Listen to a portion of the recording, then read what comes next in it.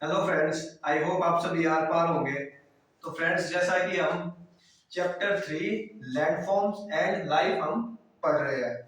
हमने अभी तक लैंडफॉर्म्स कवर किए हैं, कितने तरह की लैंडफॉर्म्स होती है। ठीक है, उसमें हमने सबसे पहले माउंटेन्स के बारे में बात की, फिर हमने बात की आपका प्लेटो के बारे में, और आज हम करने वाले हैं प्लेन्स के बारे में बात। ठीक है। अच्छा, आप सभी को थैंक्स जो मुझे मिलकर भाई सपोर्ट करते हैं कि भाई अच्छा काम कर रहा है, उन सभी को थैंक्स दिल से। तो आज का हमारा टॉपिक होने वाला है प्लेन्स। पेज नंबर है 53। देखो भाई, आपके जो प्लेन्स होते हैं ना, जो 3 सी लेवल से 300 मीटर तक अबव जो हो गए, यानी कि सी लेवल से 300 मीटर तक जो एरिया आ गया, वही क्या होता है, प्लेन्स होता है। अगर वो उससे ऊपर चला जाता तो प्लेटो की कैटेगरी में आ जाता है। किसकी कैटेगरी में आ जाता है? प्लेटो की। अब देखो, plains are landforms have an extensive flat और जेंटली अंडुलेटिंग सरफेस। प्लेन्स जो होते हैं वो बिल्कुल समतल होते हैं, थोड़ा बहुत ऊपर नीचे कर्वी टाइप स्ट्रक्चर देखने को मिल जाता है। आप सभी जहां पर रहते हैं वही क्या है? प्लेन्स है। क्या है? प्लेन्स है। They don't have any large hills और डीप वैलीज। यही मैंने तुम्हें बताया कि जो प्लेन्स होते हैं वो ना तो हाई होते, ना ही काफी ज्यादा डेप्थ में होते, यानी कि ना उनकी गहराई होती और ना ही उनकी कोई ज्यादा ऊंचाई होती। They are generally not more than 300 metres above sea level. मान लो ये जो सी है, ये क्या है? सी है ये। ठीक है, पानी आ रहा है ओशियंस में से, टकरा रहा है। तो प्लेन्स मैक्सिमम इससे 300 मीटर ही मिलेंगे। कितने मिलेंगे? 300 मीटर ही मिलेंगे, यानी कि यहाँ का जो सरफेस एरिया हो गया वही क्या होगा? प्लेन होगा। अगर तुम 300 मीटर से ऊपर चले जाते हो, कितना चले जाते हो? 300 मीटर से अबव अगर चले जाते हो तो वो क्या हो जाएगा? प्लेटो हो जाएगा। क्या हो जाएगा? प्लेटो। तो इसलिए जो 300 मीटर अबव होता है सी लेवल से, वही क्या होता है? हमारे प्लेन्स होते हैं। अब देखो भाई, अब प्लेन्स की कुछ खास बातें बताई गई है कि क्यों प्लेन्स एरिया में ही सबसे ज्यादा पॉपुलेशन सरवाइव करती है। जैसे कि flood plains are one type of plains formed by rivers originating in mountain ranges where they collect particles of rock, sand and silt called sediments। देखो भाई, ये जो पूरी मैंने सेकंड पैराग्राफ की तुम्हें एक लाइन बताई है, इसको मैं तुम्हें फिगर से समझाता हूँ। ठीक है, ये सभी क्या है? माउंटेन्स है। क्या है? माउंटेन है। ठीक है, ये क्या है? ये है प्लेटो। क्या है? प्लेटो। ठीक है, और ये क्या हो गए? प्लेन्स हो गए। क्या हो गए? प्लेन्स। ठीक है, अब देखना भाई, इसमें क्या बोला गया है इस लाइन में कि जब जब मैंने बताया था माउंटेन्स के अंदर की हाई एल्टीट्यूड पर स्नो कैप होती है, जैसे यहाँ पर, यहाँ पे और यहाँ पे भी है, तुम्हें शायद दिखाई नहीं दे रहा। अब देखो, ये जो माउंटेन कैप्स है ये टेम्परेचर की वजह से मेल्ट होती है। ठीक है, मेल्ट होकर क्या होता है? अब ये रिवर में जाकर पानी मिलता है। ठीक है, कहाँ मिलता है? रिवर में जाकर पानी मिलता है। अब ऐसा तो है हुआ नहीं यहाँ पर कि सिर्फ पानी ही आया नीचे, है? ऐसा नहीं हुआ। इसके साथ क्या हुआ? रॉक्स, कुछ हैवी चट्टाने, कुछ जंगली घास टाइप स्ट्रक्चर, फिर से पत्थर, हैवी रॉक्स हो गए। ठीक है, तो वो सभी क्या होते हैं? टूट टूट के माउंटेन से नीचे आकर रिवर में कन्वर्ट होते, रिवर में गिर जाते हैं। अब ये रिवर समहाउ क्या करती है? कभी ना कभी फ्लो करती है एरिया पर। क्या करती है? एरिया पर फ्लो करती है। तो ये जितने भी पत्थर, चट्टाने, जो एरिया जो भी हो गई, घास हो गई, ये प्लेन्स पर ही ठहर जाती है। मतलब कि ये यहीं पर आकर रुक जाती है। क्या होती है? रुक जाती है। पानी तो सारा रिवर में चला गया, लेकिन जो रिवर के अंदर से ये सेडिमेंट्स आए, ये क्या हुए? वहीं प्लेन एरिया पर रुक गए, ठहर गए। ठीक है, तो माउंटेन से जो भी सामान यहाँ पर आया वो प्लेन्स पर आकर रुक गया। क्यों रुक गया? क्योंकि प्लेन्स का जो एरिया वो बिल्कुल फ्लैट सरफेस है, ठीक है। अगर इनको जाना पड़ेगा तो काफी ज्यादा हैवी फोर्स चाहिए और वो फोर्स इतना आता नहीं है, इसलिए वहां पर रुक जाता है, ठीक है। तो ये सेडिमेंट्स इकट्ठा हो जाते हैं। अब जो ये टुकड़े यहाँ पर जंगली घास इकट्ठा होती है, इनकी वजह से जो प्लेन्स का जो एरिया होता है वो काफी ज्यादा फर्टाइल होता है, उपजाऊ होता है। कैसा होता है? फर्टाइल होता है और उपजाऊ होता है। और यहाँ पर यही एक कारण है जिसकी वजह से लोग सबसे ज्यादा रहते हैं, क्योंकि इनकी यहाँ की मिट्टी अच्छी हो जाती है सेडिमेंट्स की वजह से। और जो क्रॉप का कल्टीवेशन होता है और जो ग्राउंड वाटर होता है, जमीन का पानी और क्रॉप्स कल्टीवेशन के लिए बेनिफिट करता है। और जो मिट्टी है वो भी उपजाऊ होती है। और यहाँ पर जो एरिया होता है वो काफी ज्यादा फ्लैट होता है, कर्वी नहीं होता, जिसकी वजह से प्लेन्स एरिया में मोस्टली पॉपुलेशन सरवाइव करती है। इतना था। These sediments are carried all the way to plains. ये sediments plains पर आते हैं, where the river deposit them. river क्या करती है? इन्हें डिपॉजिट करती है, and making the soil very fertile. और ये क्या करती है? यहाँ पर जो भी soil होगी उसे क्या करते हैं? ये fertile कर देते हैं।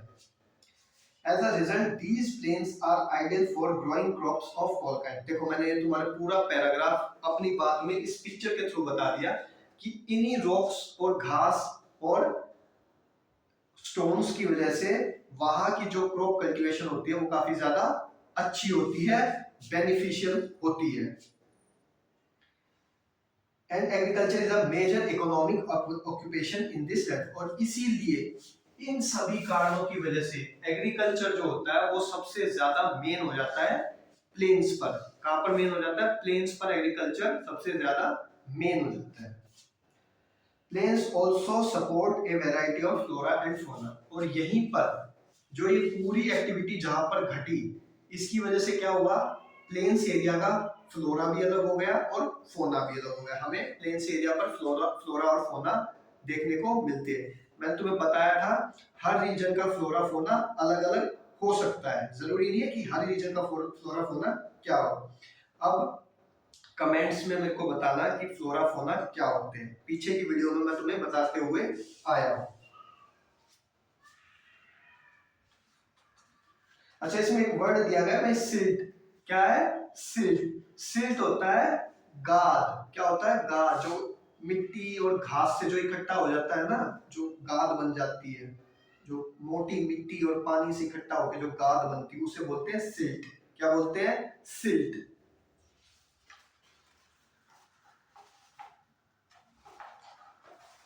अब कुछ क्वेश्चंस दिए हैं, अब तुम्हें पता करना है। देखो भाई, कलर बताना है मेरे को। देखो ये एक पिक्चर दी गई है जिसमें व्हाइट कलर दिखाया है, ग्रीन कलर दिखाया है और ब्राउन कलर दिखाया है। हमसे पूछा गया है कि व्हाइट कलर किसको बताता है, ग्रीन कलर किसको बताता है और ये क्या कहते हैं, ब्राउन कलर किसको बताता है। तो ध्यान से देखना। The picture in figure 3.9 has been taken from satellite. Satellite से पिक्चर दी गई है फ्रॉम नॉर्थ इंडिया, यानी कि जो ये एक सेकंड, यहाँ तुम्हें दिखेगा नहीं। अच्छा, ये समझ में आया ना?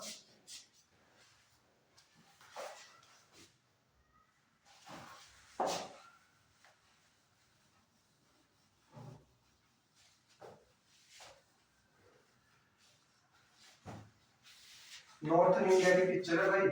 जो समझने वाले हैं थोड़ा समझ गए होंगे और जो नहीं समझे उनको मैं समझा देता हूँ। जितना भी ये जो पार्ट हो गया तुम्हारा, पिक्चर कुछ ऐसी बनी है।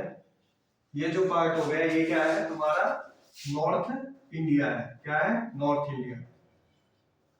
अब देखो, हाई एल्टीट्यूड पर पता गया है और बताया गया है which colour is the Ganga plain. देखो भाई, गंगा ओरिजिनेट कहां से होती है? हिमालय से होती है।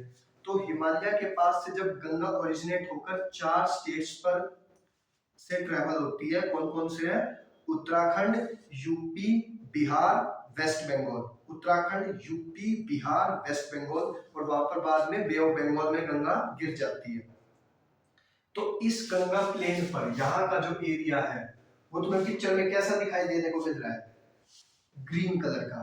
कैसा दिखाई देने को मिल रहा है? ग्रीन। दूसरा पढ़ो, what does the white expense represent? जो ये एरिया है, ये जो व्हाइट एक्सपेंस है, ये क्या है? क्या है ये? माउंटेन्स है, जिसको हम किस में इंक्लूड करते हैं? हिमालय रेंज में इंक्लूड करते हैं, यानी कि ये पर्वत की बहुत बड़ी श्रृंखला है। क्या है? बहुत बड़ी श्रृंखला। What does the brown expanse at the bottom left of the image represent? जो बॉटम में इसके नीचे का जो एरिया है वो ब्राउन कैसा है? कैसा है? ये जो एरिया ये ब्राउन कलर का है और ये क्या रिप्रेजेंट कर रहा है? ये प्लेटो को रिप्रेजेंट कर रहा है। देखो भाई, ये तुम्हारे माउंटेन हो गए, ये प्लेन हो गया और ये कैसा एरिया हो गया? प्लेटो हो गया। तो पहले का आंसर हो जाएगा माउंटेन रेंज, दूसरे का आंसर हो जाएगा प्लेन और तीसरे का क्या हो जाएगा? प्लेटो। क्या हो जाएगा? प्लेटो।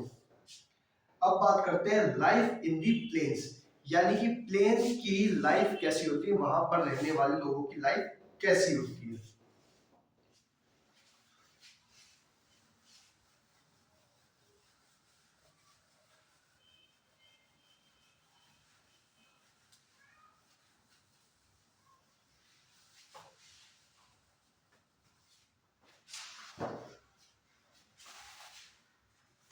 देखना एक बार, thousands of years ago the first civilization dropped around rivers in the fertile plains।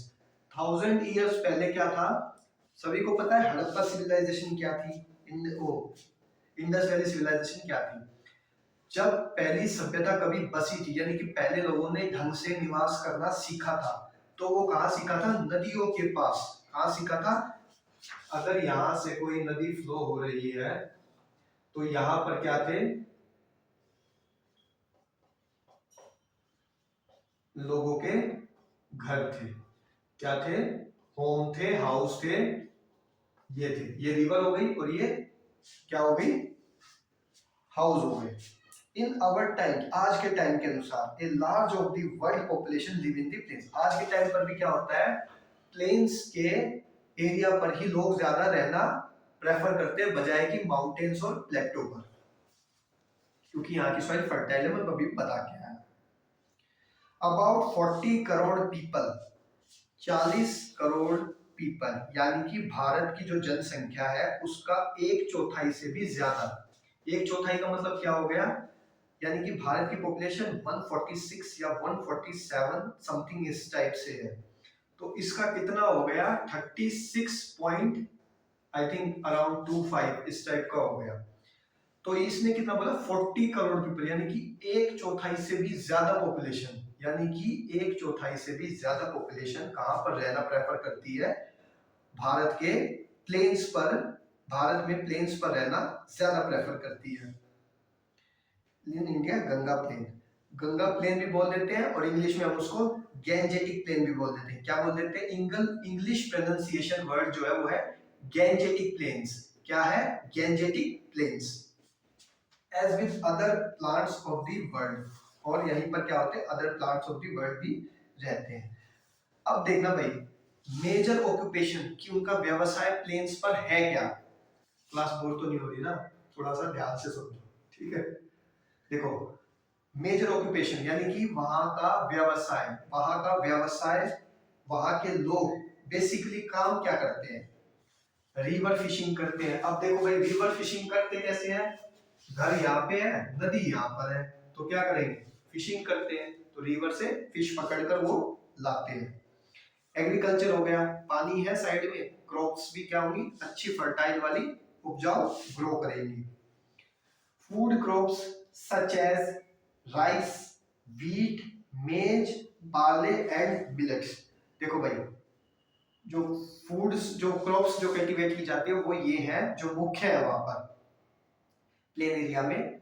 गेहूं हो गया, चावल हो गया, बाजरा हो गया, जौ हो गया और मक्का हो गया। ये 5 जो है ये बेसिकली प्लेन्स पर ज्यादा देखने को मिलती है। फाइबर क्रॉप्स भी हो गई, जो कि कौन कौन सी है? कॉटन हो गया, जूट हो गया और हेम्प हो गया। देखो भाई, कॉटन जूट तो तुम्हें पता होंगे क्या होते हैं, कपास और जूट, ठीक है। हेम्प होता है भांग का पौधा।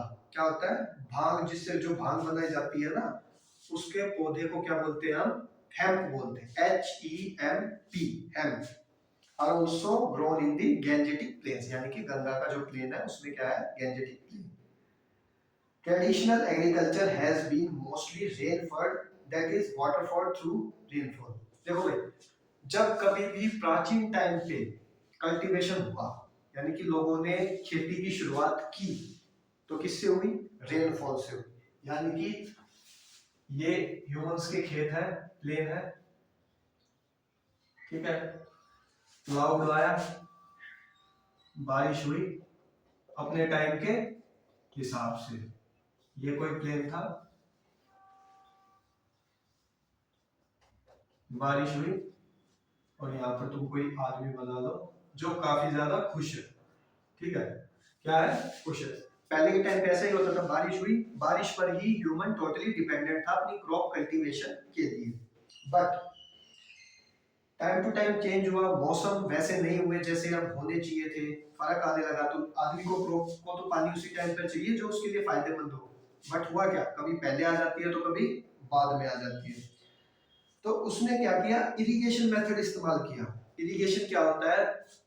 जमीन के पानी से, किसी नहर से, तालाब से अपने खेतों में पानी को पहुंचाना, वो क्या होता है? इरिगेशन होता है। क्योंकि पानी वर्षा जो हो रही है वो उस टाइम पर नहीं हो रही थी, तो उसने क्या किया? इस तरह से अपने खेतों में पानी पहुंचाना शुरू कर दिया। अब ये तो हो गई भाई अच्छी बात, हाँ भाई उसको वो वर्षा से प्रॉब्लम हो रही थी, सही टाइम पर नहीं हो रही थी, तो उसने खुद ही एडजस्टमेंट इरिगेशन कर कर अपने खेत को फर्टाइल कर लिया। बट इससे प्रॉब्लम क्या हुई वो तुम सुनो। देखो भाई, while irrigation has increased agriculture production, irrigation से एग्रीकल्चर प्रोडक्शन तो बढ़ा, ठीक है, बट प्रॉब्लम क्या हो गई? It has also contributed to the depletion of ground water, यानी कि जो जमीन का पानी था उसमें गिरावट आ गई। यानी कि जमीन के पानी में जो ग्राउंड वाटर था वो धीरे धीरे क्या हो गया? खत्म हो गया। Also the present of challenge of future of agriculture in this region। और जब कभी भी तुम हो, तुम्हारे कभी बच्चे होंगे, तो ये बताओ, वो अगर खेती में जाना चाहेंगे, किसी का प्रोफेशन बन गया, तो उनके लिए समस्या पैदा हो जाएगी, क्योंकि जमीन के अंदर पानी ही नहीं रहा। तो इसलिए हमें ध्यान रखना चाहिए, ग्राउंड वाटर को बहुत ध्यान से इस्तेमाल करना चाहिए। Some of the other problems affecting the Ganga plains including high population and pollution।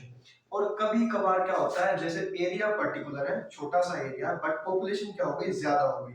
वो भी क्या है? प्लेन एरिया का एक प्रॉब्लम सामने फेस करने के लिए लेके आता है, यानी कि प्लेन एरिया पर वो प्रॉब्लम फेस होती है, ठीक है। अब भाई देखो, रिवर है तो ऑब्वियसली हम पानी को, या जो रिवर हमारी होती है उसको माँ का दर्जा हम देते हैं, ठीक है। Whether in mountain ranges or plain, river around the world have carried immense culture wealth। चाहे वो तुम्हारे माउंटेन्स हो गए, चाहे वो तुम्हारे प्लेटो हो गए, और चाहे वो तुम्हारे प्लेन्स हो गए, सभी में हमें क्या देखने को मिलता है? कल्चरल वैल्यू देखने को मिलती है। क्या मिलने को मिलती है? संस्कृति, सभ्यता वहां पर हमें देखने को मिलती है। In particular, many communities has river source its confluence। confluence क्या होता है? चीजों का संगम। देखो, दो रिवर थी, आपस में मर्ज हुई, संगम बन गया। तीन रिवर थी, आपस में मिली, संगम हो गया। अब जो वहां पर संगम हुआ, वही क्या हो गया? वहां की कल्चरल हेरिटेज को वहां पर उसने दिखा दिया कि देखो किस तरह से सभी माताएं जो होती हैं यहाँ पर इकट्ठा होती है, ठीक है। तो इसी को हम बोलते हैं कन्फ्लुएंस। क्या बोलते हैं? कन्फ्लुएंस। और रिवर्स हमारे देश में सैक्रेड, यानी कि एक पूजनीय स्थल माना जाता है। सभी एग्री हो? ठीक है। रिवर्स को हमारे देश में माँ का दर्जा दिया गया है और हम उन्हें पूजते हैं। इन अब बस थोड़ा सा ही टॉपिक रह गया, ठीक है, देख लो, ज्यादा बोर मत होना, अब बस लास्ट।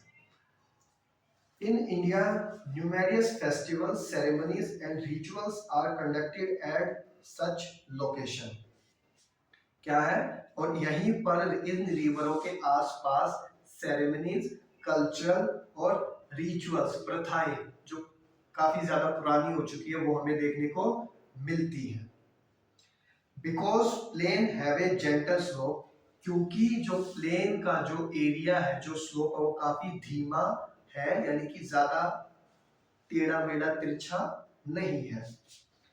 तो river navigation and supports a lot of economic activity easy हो जाती है, यानी कि जो रिवर का फ्लो होता है, जो अपने साथ अच्छी चीजें जो रिवर लेकर आती है और प्लेन्स पर जाती है, तो उनसे क्या होता है, वहां की सॉइल फर्टाइल होती है। In earlier days, people also used rivers extensively to travel from one place to another. देखो भाई, एक सेकंड और, बस लास्ट 2 लाइनें रह गई। ये है ना, ये चैप्टर हमारा बहुत लंबा खिंच गया और तुम भी बोर हो रहे होगे इस चैप्टर को। अब तो थोड़ा सा मैं चाहता हूँ कि तुम्हें अच्छा बता दूं मैं कि चैप्टर, ताकि सभी का ध्यान एक साथ इस पर आ जाए। देखो भाई, क्योंकि प्लेन्स एरिया में रिवर है तो यहाँ पर लोग भी है, हमने पढ़े, ठीक है, क्या है, लोग हैं। अब ये लोग क्या करते हैं, इन लोगों को ये पार करके कहाँ जाना है, दूसरे लोगों के पास जाना है, ठीक है। तो ये बात समझना, जो प्लेन्स एरिया के आसपास जो तुम्हें रिवर देखने को मिलती है ना, वो काफी धीमी गति से चलती है। कैसी गति से चलती है? धीमी गति से चलती है। तो व्यक्ति लोग क्या करते हैं,